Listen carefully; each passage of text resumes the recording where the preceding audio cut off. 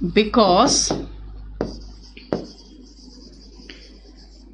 Tilak and Annie Besant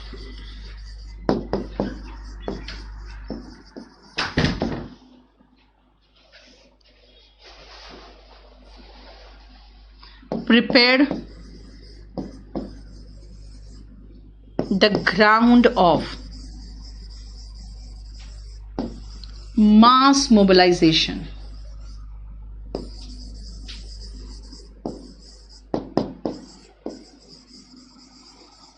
Prepared the ground of mass mobilization. ठीक है,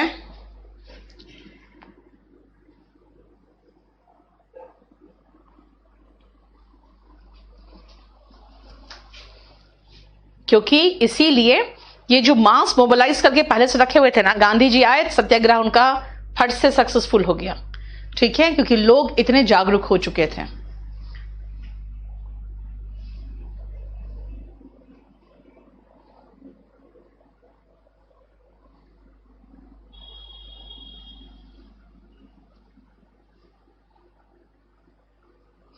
और हम कह सकते हैं कि इसमें तो तिलक के बारे में बहुत सारी बातें लिखी है कि तिलक को फिर से लाया गया कांग्रेस में, लेकिन वो रीएक्टिवेट नहीं कर पाए पार्टी को। लेकिन गांधी जी सक्सेसफुल हो गए थे uniting both the moderates and extremist on A common political platform. ये कह सकते हैं कि इस पैराग्राफ में, क्योंकि अब मेरे पास वर्ड्स बहुत कम है, तो मैं खाली इंपॉर्टेंट बात लूंगी और लिख दूंगी Gandhi ji was successful in uniting the extremists and the moderates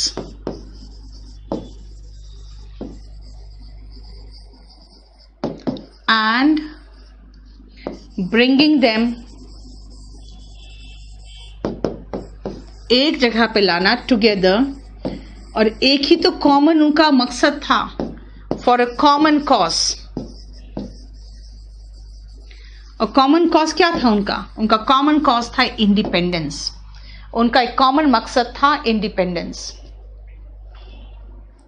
ठीक है, देखो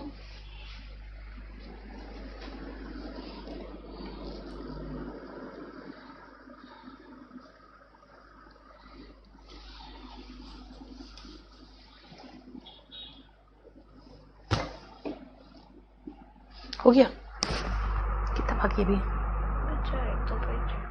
क्यों?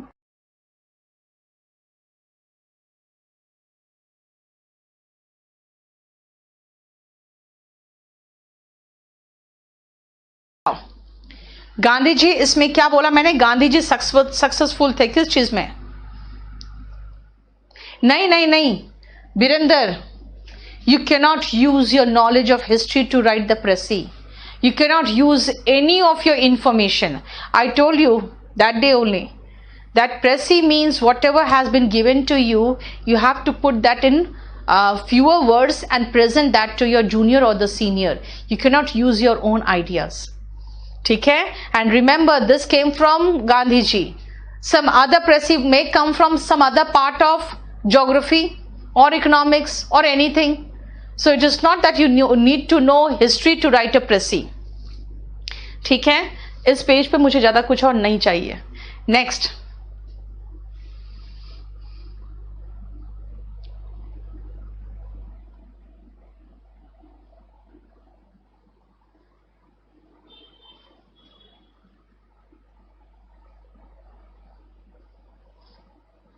अब ये देखो कितने चालाक थे। इन्होंने दोनों का गोल को, यानी कि मॉडरेट्स और एक्सट्रीमिस्ट्स के गोल को बहुत टैक्टफुली कंबाइन कर लिया था।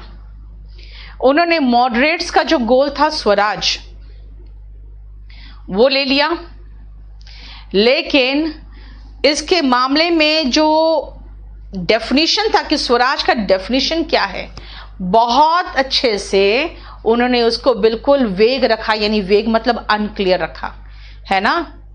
He knew would alienate one of the other group. क्यों?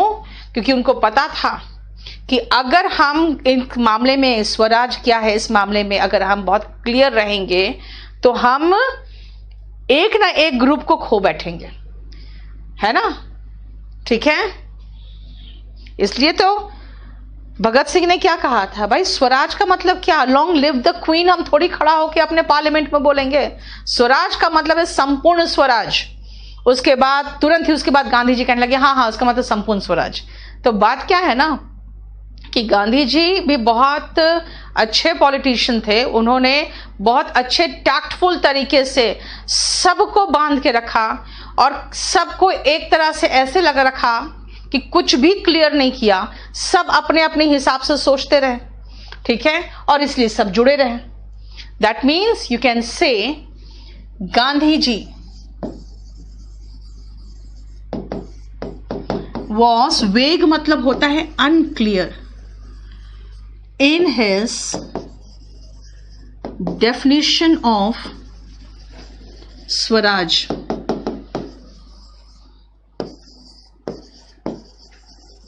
and hence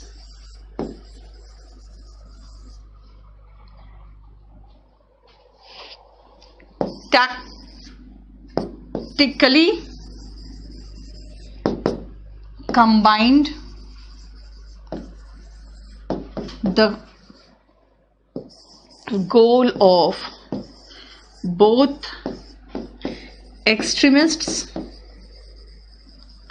and moderates।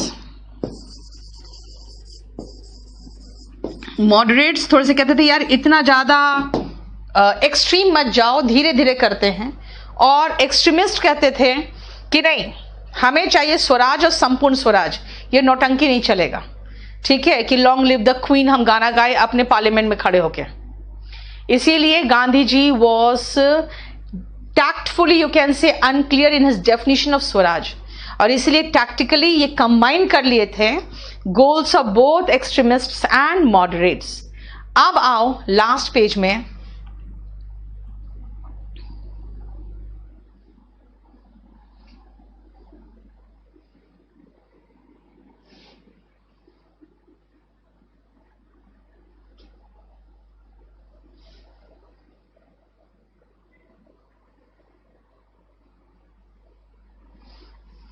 ठीक है।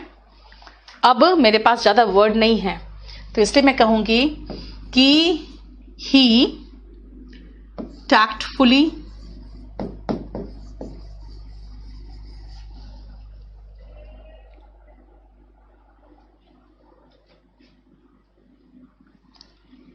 united the Hindus and Muslims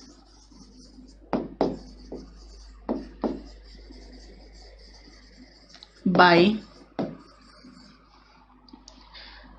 supporting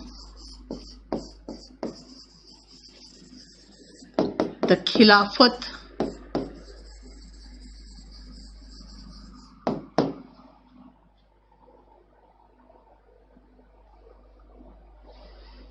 movement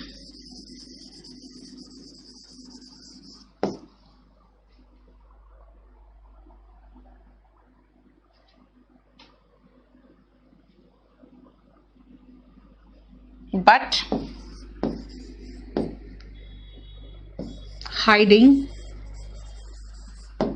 its pan-Islamic, एक सेकेंड,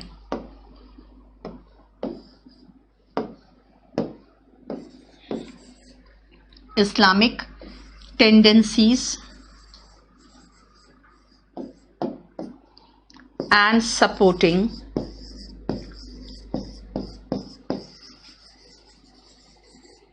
its anti-British aspect।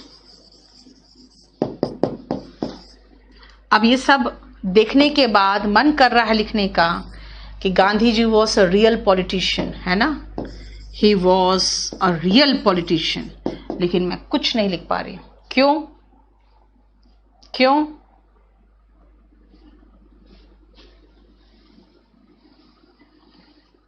क्यों नहीं लिख पा रही हूं?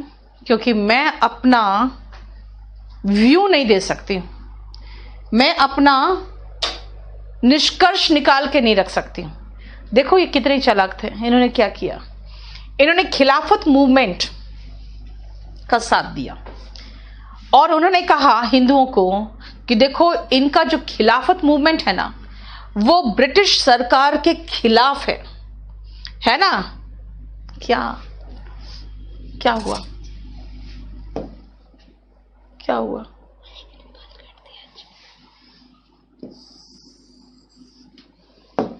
अभी मुझे पढ़ाने दो। हाईलाइटिंग कर दो, सपोर्टिंग नहीं, हाईलाइटिंग। उन्होंने बताया कि देखो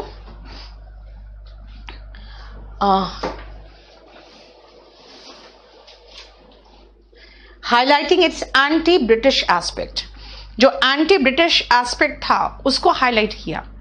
लेकिन उसमें खिलाफत मूवमेंट में एक और था जो मुस्लिम्स का एक एजेंडा था कि हर जगह मुस्लिम्स हो, यानी पूरे दुनिया में मुसलमानों का राज हो। उनका एक उसमें भी ये भी पॉइंट था, ठीक है, जिसके कारण सारे जहां से अच्छा जो था ना उस पर भी एक गाना और बना था जहां पे दिखाया था कि सब जगह पे मुस्लिम्स हो। वो अलग एक गाना बना हुआ है और जिसके लोग बात भी करते हैं। लेकिन इन्होंने क्या किया, उस चीज को हाइड किया। क्यों उस चीज को? इसलिए हाइड किया कि भाई अगर हिंदुओं के सामने ये कहते हैं कि खिलाफत मूवमेंट जिनका है वो मुसलमानों का एक और आइडिया है कि सब जगह मुसलमान का राज हो, तो हिंदूज भड़क जाते हैं। तो इन्होंने क्या किया, बहुत टैक्टफुली इन्होंने हाईलाइट किया एंटी ब्रिटिश एस्पेक्ट को। लेकिन जो पैन मतलब होता है ऑल जगह पे इस्लामिक राज हो, वो टेंडेंसी को हाइड कर लिया। इससे क्या हुआ, हिंदुओं को पता नहीं चला कि ऐसा कुछ खिलाफत मूवमेंट का कुछ ऐसा आइडिया भी है।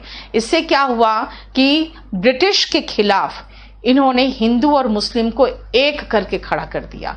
यानी कि बहुत अच्छे से पॉलिटिकली ये इन्होंने मैनेज किया उस रिवॉल्यूशन, उस रिवोल्ट को, और उसको नॉन वायलेंट भी रखने में कामयाब रहे। तो ये देखा जाए तो ये बहुत अच्छे खासे ये पॉलिटिशियन थे। लेकिन इसमें हमारा निष्कर्ष जो निकल रहा है कि बहुत अच्छे पॉलिटिशियन थे। मैं नहीं लिख सकती हूँ क्योंकि क्यों, मैं गवर्नमेंट सर्वेंट बनने जा रही हूँ भाई। जो लिखा है बस उसी में बताऊंगी आपको, अपना निष्कर्ष निकाल के नहीं रख सकती हूँ। अब आपको लिखना होगा कितने वर्ड्स हैं, नंबर ऑफ वर्ड्स लिखो। इसके ऊपर कहीं नहीं लिखा है कि आपको इनका टाइटल देना है। अगर टाइटल देना होता तब मैं सोचती कि गांधी जी, यू कैन से